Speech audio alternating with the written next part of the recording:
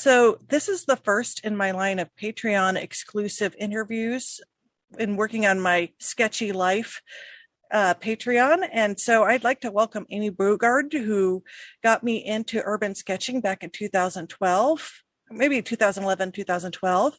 And she does really amazing sketch trips. I've been to Taos and to Guatemala with her. So welcome, Amy. And we're going to just talk about life and travel and sketching. Sounds So welcome, great. Amy.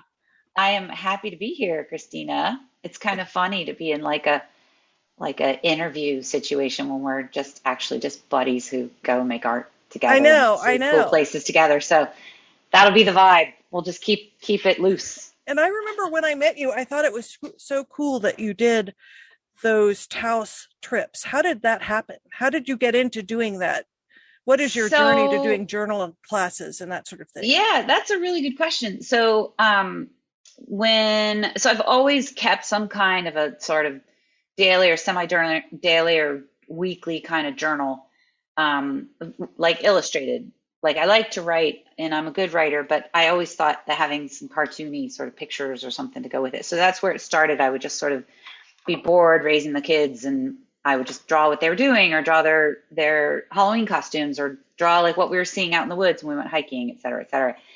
And then when they were a little bit older, in grade school, I went to art school. And while I was off trying to do like quote unquote real art, I always still kept a very engaged sketchbook with like the art school stuff, but also just my day to day, the grocery lists, the where I was going, the sketches from my travels, that kind of thing, all kind of went in like one or two different books. And people even then were like, you should teach that. And I was like, teach what? Like it was just sort of something I did. I didn't know it was a thing. I think even by then, Urban Sketchers had begun out on the West Coast, but they hadn't become a thing. And the internet wasn't a thing. And I came across the work of this guy called Dan Price in an article in Backpacker magazine. And it was about his little book. He's got a book called How to Make a Journal of Your Life. And it's this lovely little illustrated booklet, almost like a zine. And he just shows how you can take little snippets of like photos and ticket stubs and that kind of ephemera and then combine it with little cartoony drawings and little reflections and a date stamp. And then suddenly you have this like really real record of your experience, which in the long run became kind of this like sort of anti-iPhone. Not that I'm against an iPhone, I have one and they're great tools, but everybody kind of became focused on like grabbing this quick digital capture with your phone, and we began losing the slow capture. And Mm. so pretty quickly after art school, I started to realize like that actually what I'd been doing all along, even outside of art school, was was the thing. Like that was the thing I needed to follow. And so I started teaching at the Art Academy of Cincinnati, just in their community ed program. And people took the class. And in the class, because you know, you're in the classroom, and classrooms by nature are not very inspiring. And so we just began talking about like where would be a better place to do this. And I was kind of like, out in the world is a better place. And so I did a class out to Taos, New Mexico. I did like 6 weeks at the Art Academy and kind of prepared everybody with like my sort of basic skills. And then we went on the trip together. And that's no longer how we do the trips. It's just sort of show up and go for it nowadays. But um, that was the first trip. And so I did that for a couple years. And then I wound up kind of shooting off on my own because the Art Academy, for all the good that they do, the sort of year-round propagation of these trips, like as you know, because you're going to Romania, like it's a almost full-time job, like keeping everything in order and going, you know, and working out the dates and drumming up the marketing and making sure that everybody's kind of on the same page and whatever. So I just decided to kind of take it over on my own, but I really credit the Art Academy for giving me my start, Mhm. because I didn't have the confidence back then to do it on my own, and it gave me a bit of like street cred traveling with the Art Academy. So they were lovely, and they were so supportive, and it was great. And then I took it over Actually, I think after the first, like you came on the trip on the last year of my art academy. I think so. It was like maybe your second or third year that you'd It done it. was the it was the third year, I think, and yeah, it was the second or third year, and you you came along, and then after that, I decided to do it on my own, and I've been kind of on my own ever since. And then developed the course in Guatemala per recommendation of a good friend, and um, who is now kind of an assistant, Rosemary. She's like my right hand person. She wanted to go back to Guatemala, and so I started doing one there. And so yeah, now we're off and running, going to Ireland later this year. I So know. I'm excited always, about that. I'm sorry I couldn't yeah, join you for always a Ireland. I've new, been wanting to go there. And so, I yeah, mean, COVID has really been a big bummer as far as not just for all the horror, but hmm, because for those of us that love traveling, it's sort of been not possible. yeah, yeah. It was well, the pandemic kind of gave a couple things. Like first of all, yeah, it was a real pisser, like not being able to Hmm. travel, but at the same time, it gave me a while to just think about stuff like why do I do the things that I do, and why do I do them at the pace that I do them? So Hmm. like one thing that my trips are, which I've kind of realized upon reflection, is I tend to do things a little slower than Hmm. most people. And I I like to center down into one place. I don't um, I know it's tempting when we go to new places, which I know you guys are covering a lot of ground when you go. I mean, We are. Yeah. yeah, and I love those trips, and I wind up having a blast, and seeing all kinds of cool stuff. But for art making, I sort of shut down. Like I can't go that fast, and I can't operate at that speed. Hmm. So to me, go into a place for at least 3 or 4 days, preferably five, and centering in one place. And then you can kind of do small things, but like not having to pack and repack your suitcase is Hmm. really Well, and there's also, I mean, one reason to advocate for that is that you don't get to relax ever. So when you keep moving, there is that, like, there's the tension of, like you just mentioned, packing your suitcase and having to be prepared to leave a day or two yeah, later. This gives you a little more time to, especially with with Ireland, this is sort of the first one you're going to be doing that has to deal with jet lag. And, 1 or yeah, 2 days, you're probably not going to be as productive as you would have hoped right. because No, you have it's to true. adjust. It's true. And I want to come back to the word that you used, which is tension. And to me, like we were at the Urban Sketchers booth at the Wyoming Art Show yesterday, and I was chatting up with Jeb, who's one of our admins on the Urban Sketchers, and he talked about how sort of centered and meditative he feels when he's drawing. And to me, that is something that's a huge draw, is the Mhm. ability to kind of sink into to sort of the being in the now kind of quality of sketching. Mhm. And that when we're traveling, if we don't allow ourselves the space, and this is just me really, but if we don't allow ourselves the space for that, we can we can be too caught up in the having to do it, and then you get home from that trip and you need another vacation. So That is true. That is true. And yeah, so what is I love that. Like I love the idea of releasing the tensions of the world by sitting in front of one scene or one flower or one group of people or whatever, and drawing that, and you can kind of sink down. And some people can do that, in a quicker way than others, but I for one like to keep it slow. So that's just Mhm. me. And I think that that is one of the great things about sketching, not just urban sketching in particular, but having the sketchbook. And you were mentioning observing the world. I think one of the things that you mentioned that the iPhone has done is it's made us less observers because it means your attention is constantly focused on something. And I'm not anti iPhone either. I have one and am just as guilty as reading on it than anyone else.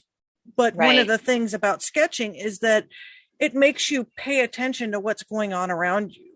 That's Yeah. one of the things that I wanted to emphasize in doing this art book that I'm working on is getting comfortable sketching and just observing and seeing what's around you. And I think that's one thing that you really emphasize too, is that it's not just how good the sketch is. I mean, in a way, how good the sketch is and whether you post it somewhere is Oh, it's immaterial. secondary. Yeah, Yeah, it's the totally most important secondary. thing is the practice of Absolutely. sketching and looking at the world around you and observing it, and not just through your eyes, but when you're sitting outside, what you hear, what you smell, hearing the conversations around you, the The people that temperature, everything. exactly, it gives you a much more sensatory experience than when you're just hustling through an area and taking pictures and maybe looking at your phone and checking your email and that sort of thing. It pulls you out of that.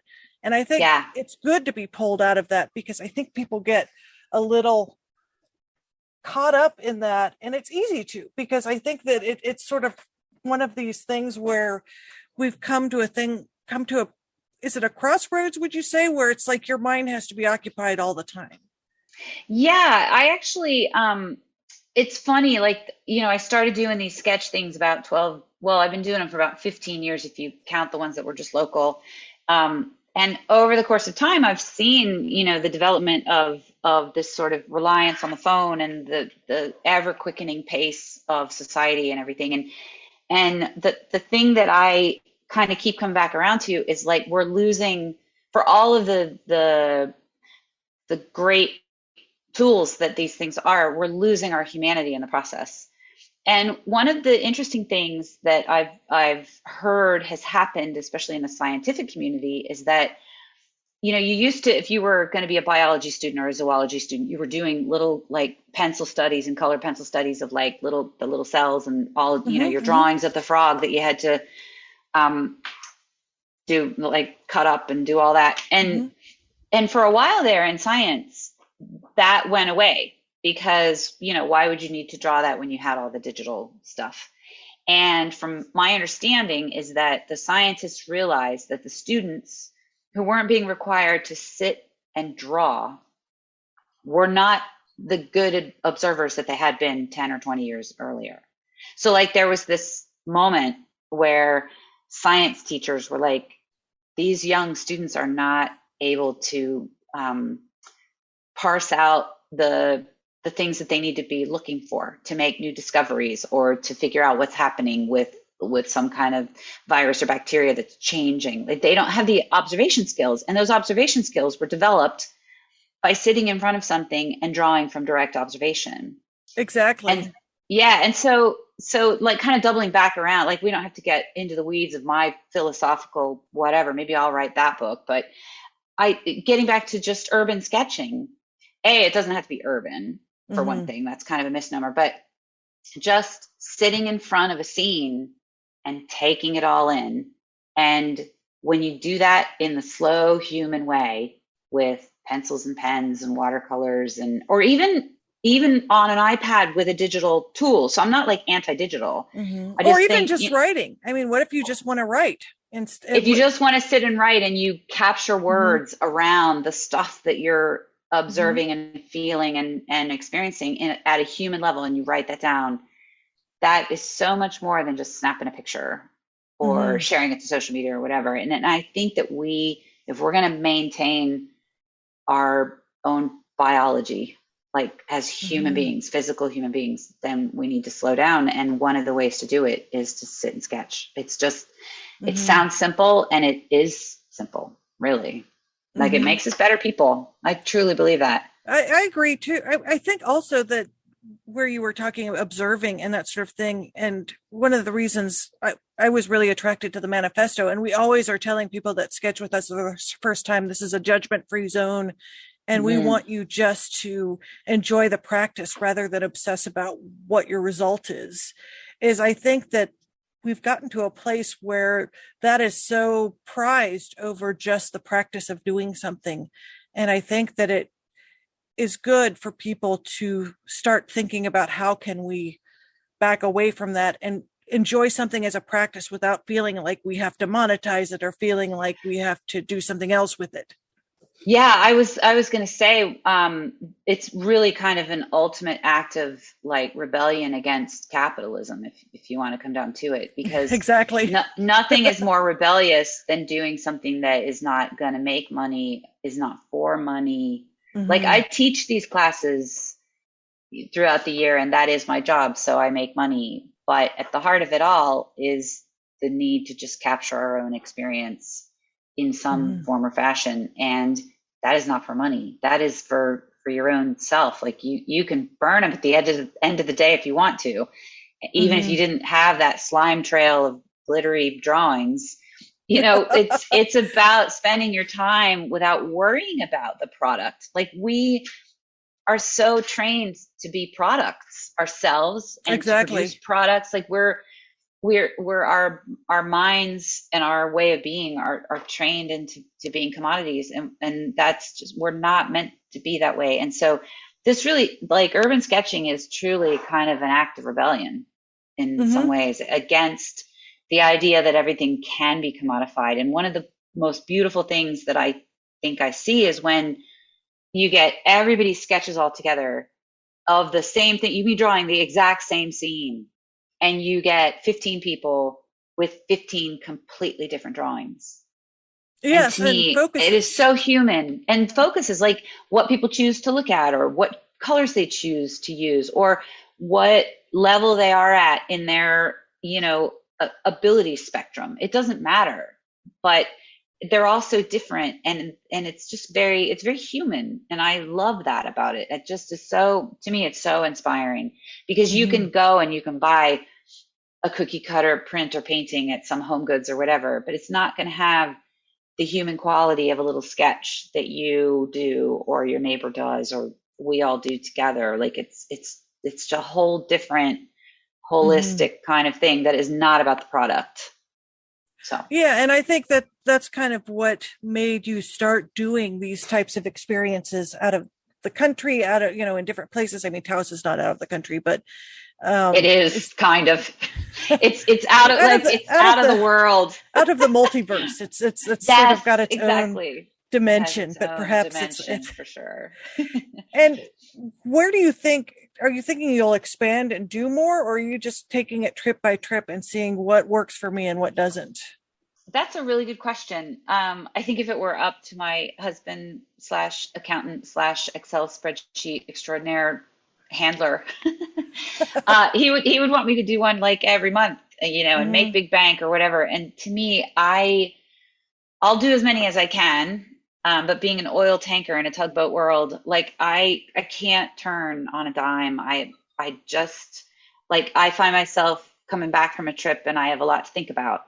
And I do think eventually, and again, this is another thing that I'm sort of taking slowly, but I would like to write about it all. I would like to kind of explore these concepts because I think they're important. I'm a decent teacher. I'm an okay artist, but there are plenty of people who can teach perspective in a much more succinct way than I ever could, or whatever. And so, as far as like the hands-on, get her done, learn to draw sort of stuff, that might not be my actual strongest suit. I think that eventually I'm going to find a bigger way to think about it all. Like I really do want to write more about it because I'm fascinated by the process of it all, and I'm fascinated by what brings people to it. Like sometimes in my Taos trip especially, I get people who are at a crossroads of their own, like a personal crossroads, or I get people who are a bit broken by their world or by their life circumstances or by a divorce or a job change or a need for one of those things. I mean, I've had more divorces post trip. Interesting. Yeah, I get people who come and they sit in this beautiful, spectacular place, and they slow down for the first time in 20 years, and they just think, this is what I want. I want to be in a beautiful place. I want to feel like myself. I want to laugh with like-minded people. I want to Hmm. eat quality food, and they're not doing that in their own life, and they find a way to make a shift, be it a job change or a move or a divorce or Hmm. whatever. But it's interesting to me because I don't intend to be a catalyst to any of that stuff. Hmm. But after doing this for so many years, I do realize that it's so much bigger than making a sketch. Hmm. Like sitting, if you commit to sit down and make a drawing of something that's in front of you, it's not about the drawing, and No, not at all. it's not even about what you're sketching. It is about taking that moment for yourself and sitting with broader questions of the universe. I mean, that sounds cheesy and it sounds spiritualistic and whatever, but it is that big. I mean, it's and for some people it is just coming and taking an art lesson, but I believe that in doing that, they're tapping into something in themselves that is bigger Hmm.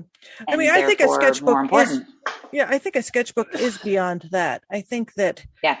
that's where the popularity, because so much, and as we have discussed, there's nothing wrong with taking art lessons and that sort of thing. But I think that there's something that people are desiring that they're not getting now, where they want to see more and be out with like-minded people, because these are almost like, you hear about retreats where people aren't allowed to talk or anything like that, and Hmm. there is no limit like that here. But it is interesting because you'll have many people sitting here in silence and just experiencing the space on their own, and there's something about that I think isn't that discussed that much. I mean, people talk about the practice and sketchbooks and stuff, but they don't talk about how this is almost like a communal meditation.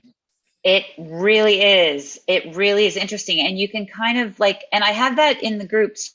I'll have like a group of 15 or 20 people, and it's like chat, chat, chat, chat, chat. And then often by day two or three, but occasionally on day one, is you get to a point and everybody's working, and there's a quiet that comes. And it's not a bad quiet because you can smell a bad quiet. It smells Mm-hmm, bad. This is good quiet where you just can feel in the room this settling, and it's like like after a rain or something. It's just this lovely. And if you really kind of sit there and ask yourself, like, what is this? It's it's almost like maybe like what church is to some people. Like it's this very yeah, you're right. lovely. Hmm. And no, we're not of the cult or church of sketching, but there is something other, capital O, other, that comes into getting a group together and sketching in the way we do with the Urban Sketchers or in the way I do in my classes. That Hmm. is that is different Anything from so else? many other activities. Yeah, it's really incredible, and there's a magic to it that is as simple as, three colors, a pencil, and some paper. Like it really is that simple. I think there's something about it that also kind of is refreshing. Kind of, you take yourself out of a situation.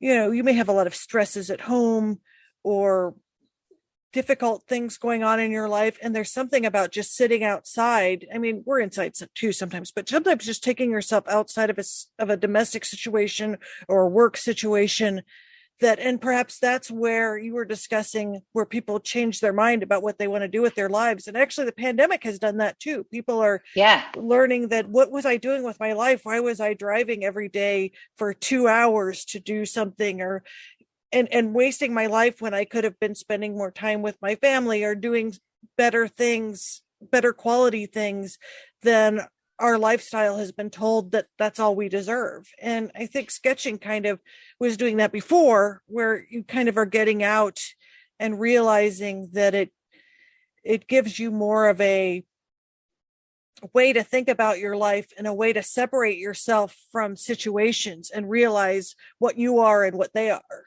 Yeah, absolutely. It allows, we're in this world where we're always looking at the next thing, the next picture, the next post, the next Mm-hmm. whatever, the next But not in the job, the now. next, Yeah.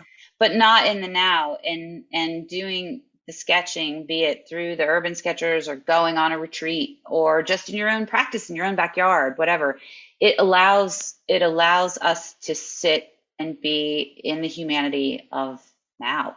So in that way, it is really meditative, and it's a lot. like the classic meditational um, practices, the Hmm. sort of Buddhism and meditation and all the meditation apps and whatever. You can sort of tap into those places through sketching in a Hmm. way that which I know people who do running and other sorts of activities, and if they can tap into that similar Hmm. vein, which I think is wonderful. And so sketching is just yet another path. And if you do it enough, and if you allow because I think it's a slippery slope, because making a good sketch makes you, like, whatever good it means, but Hmm. makes you desire to make another good sketch. And so I think we have to always start at the beginning. This does not have to be a good sketch. I'm sitting here in front of this particular situation, be it a leaf, a flower, a building, a group, whatever, and I'm just going to get it down on paper. Some sketches have a visual magic that other sketches don't. We don't always capture that magic. Some people lean formulaic and their sketches have a quality to them that is the same every time. Hmm. Great, that's great. But I like to see the sketches where people sort of go outside of themselves a little bit, Hmm. and are always kind of trying a new thing and trying to figure out something different, and not trying to make something necessarily pretty, Hmm. because not all moments are pretty. And we can but just sitting there, there's a beauty to that. And there's a difference between prettiness and beauty. I totally agree. And I think Hmm. that it's a great way to, like I said, you had just mentioned it's beyond the sketch. It's more, what are you capturing and what are you observing? And sometimes that is not just doing a sketch, but also some writing and talking a little bit about what happened to you. It makes you remember it better. I think one thing that's Totally. happened, and that's one reason to slow down, is I think so many people are just going so fast that you don't remember what happens because you didn't get a chance to observe it. Right. Well, and I also believe, doubling back around to writing, I often will have people who are unhappy with a sketch that they've made at any given time, like, oh, I just don't like this drawing. And my advice to them is, okay, so write a little column of the things that you're unhappy with in this drawing, and point arrows. Like, I don't like the way that this head of this person doesn't match the body, and I would have done this differently. I would have put this over here, and draw arrows and make notes, and then stick a date stamp on it, and then put it away. And 6 months from now, you will open up that little sketch of all of your mistakes and your little notes about the Mistakes. mistakes. Yeah, mistakes in air quotes, exactly. And all of the things that you didn't like on Hmm. that day about that sketch. And that page will so inform you about where you were in that day, in that moment, Hmm. and what the sketch taught you in that moment. And therein lies the value of it. And so Hmm. it does not have to be about being a good sketch, or whatever good, again, in air quotes, like whatever that Hmm. means. It doesn't have to have a visual beauty to it to be valuable. Hmm. It's the And value is in the doing. we haven't mentioned this yet, but we're both working on, there's going to be a sketching summit in Columbus in Hmm. August, and you're Oh, I'm teaching so excited. beginners. And you're teaching beginners, Yeah. and you said your favorite thing is to teach beginners. And why is that? What do you find in a beginner that's never sketched before? How are they able to let go in a way that people that perhaps think that they're better? That's probably not the right word, that think that they're more experienced. Yeah, well, I love beginners because I have just enough tricks up my sleeve to get people who don't think they can draw to draw. And there's just a few basic exercises that I can do, and I love that newness. I love because people who come to a class that is for beginners, what they come with is a willingness, and that is something that I try to capture in students that I have that kind of already have skills.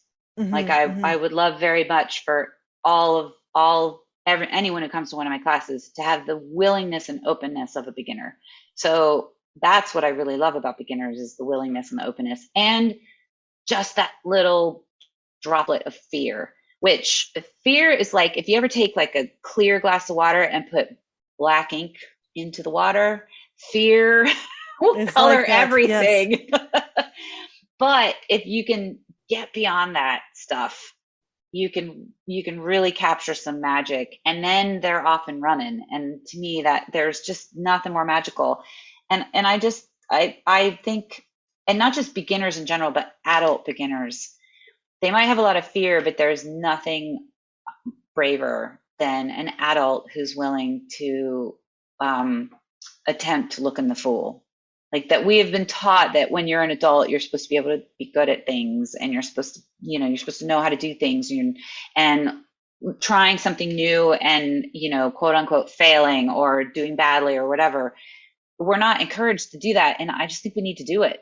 I think we need to Hmm. do it more and more and more and more. Like our jobs is to show up and be the beginner every single day.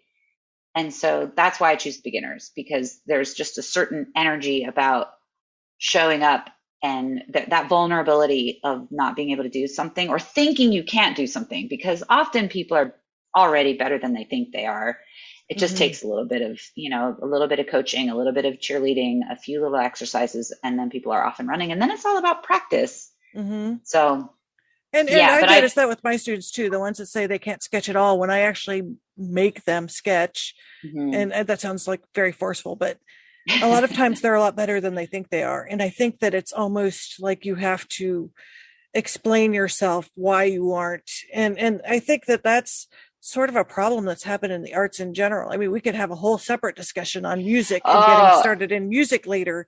It seems yeah, like as which I adults. have done.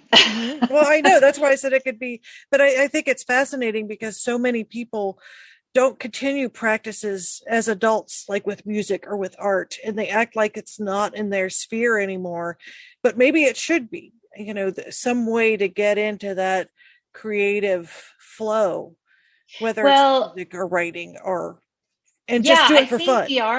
I think the arts are, and I say this as an artist, so maybe I'm, slanted in this direction, but I believe that the arts, especially, so writing, making visual art, creating music, speaking, singing, just being artful human beings, I think is part of our birthright.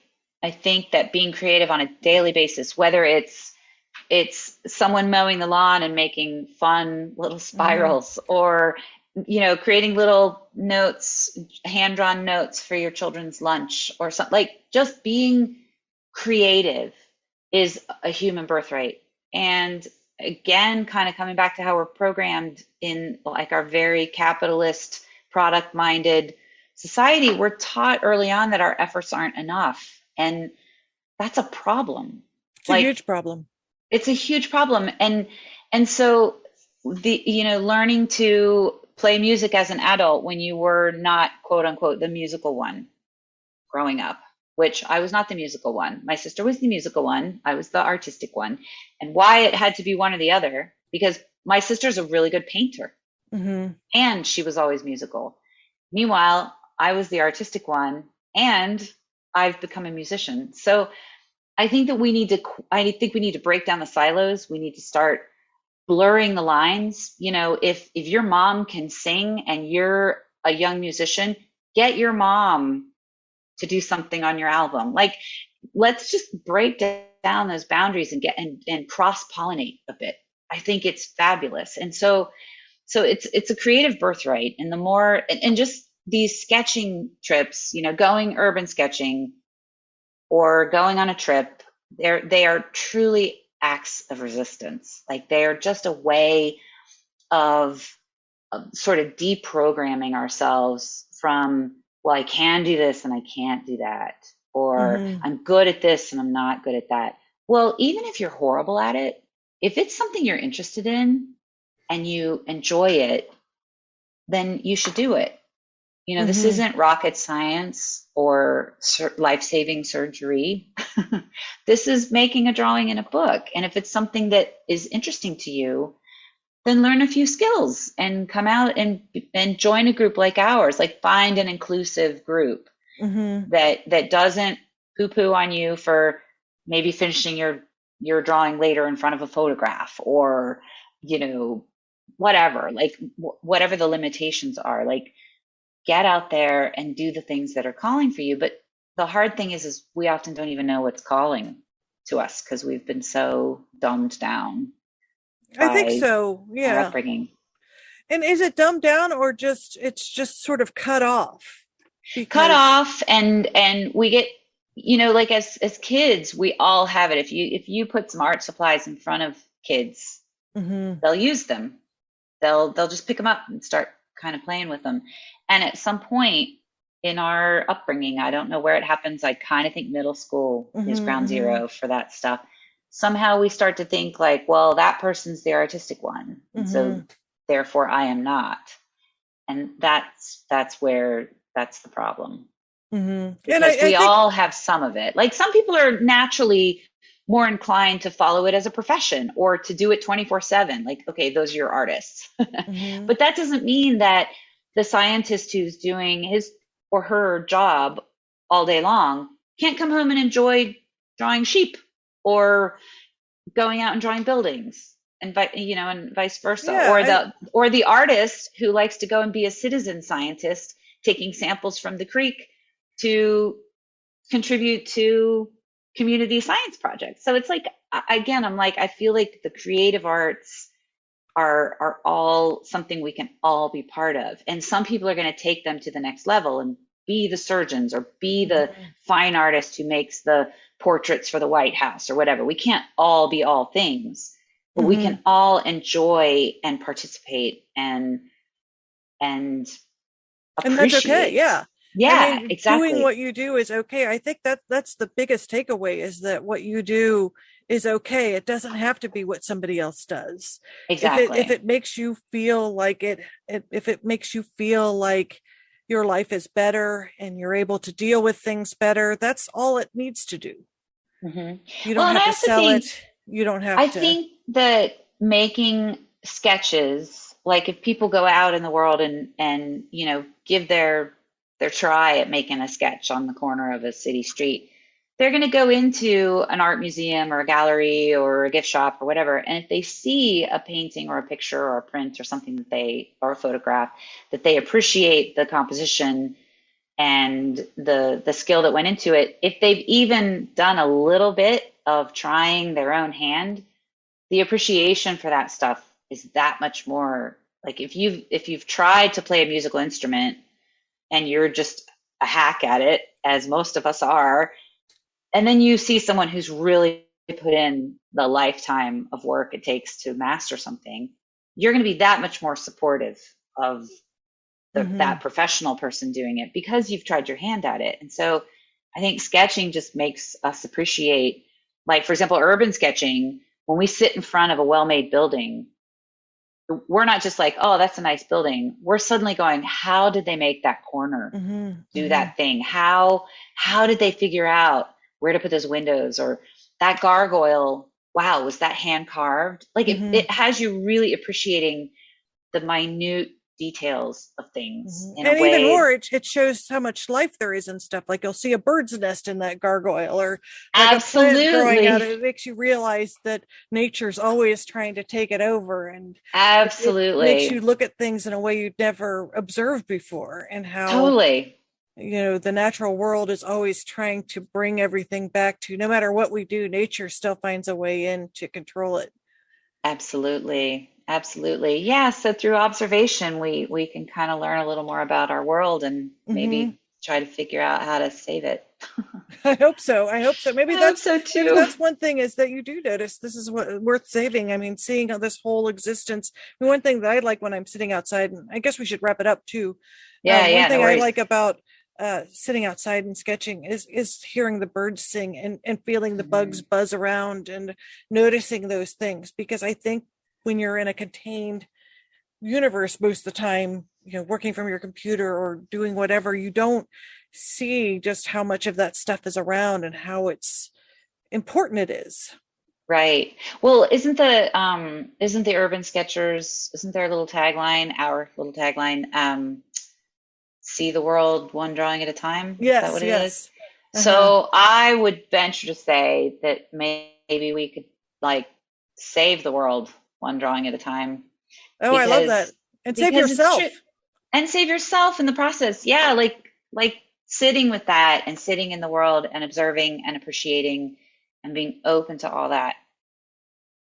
That can happen in a drawing, and that can be 20 minutes or an hour or two, and in that observation and in that slowing down can be where we find the solutions to a lot of the problems that we have going on right now. And I so yeah, agree. it's big stuff, sketching. It's bigger than you would expect. Isn't that how it always is? Sort of kind of like the Totally. butterfly effect. It's sort of the smallest things. Absolutely.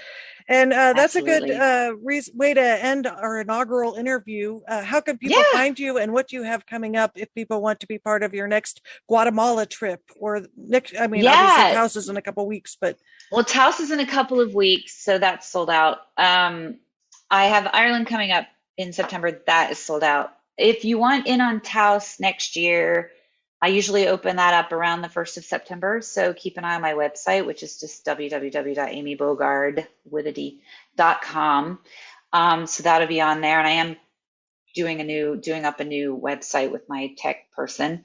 Um, and then I have Guatemala. I have 2 trips to Guatemala next year, 2023. I'll have 2 back-to-back workshops, week-long workshops in late February, early March. And then there will be another Guatemala-based tour in the first week of November-ish timeframe. And that's going to encompass textiles and culture and some music and stuff.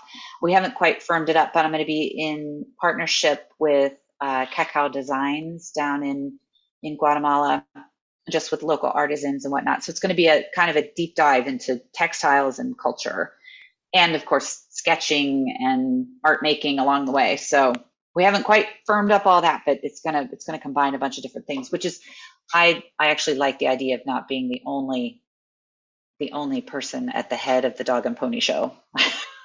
So oh, that sounds exciting. Plus, you have your Patreon. yes, and so again, you can find that through my website, or you can go on Patreon and look for me, Amy Bogard, and I'm on Hmm. there. And You can join for Instagram. as little, yeah, you can join for as little as a buck a month. So that gives you access to all the blog writings and all that. And Instagram, I'm Amy Bogard Artist. And Facebook, I'm just me. So you can follow me. I'm a pretty open book over there, but it's just art and music sometimes. So Well, thank you yeah. so much. This has been really great. Thank you, Christina. It was lovely to see your face and hang out with you for a little while.